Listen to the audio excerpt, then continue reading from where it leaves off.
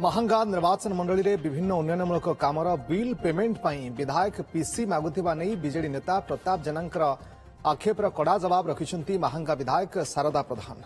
शारदा कहिसंती जे सरकार बदलिबार 4 मास एवं गत बीजेडी सरकार अमल रे दीर्घ 15 वर्ष काल पूर्वतन विधायक केते पीसी नैछंती से प्रथमे निज आत्मसमीक्षा करंतु। एबे बोधे तांकर पुराना अभ्यास मने पड़ुछि। तांका दलर 2 ब्लॉक अध्यक्षा भी जेपरी कौनसी काम रे पीसी नेबे नाही से प्रतिश्रुति सार्वजनीन करंतु बोली आह्वान दैछंती शारदा। गत गांधी जयंती रे बीजेडी पदयात्रा बेले विधायक शारदा प्रधान को आक्षेप करथिले प्रताप जेना, जहाकु नै तेजिछि महांगा राजनीति।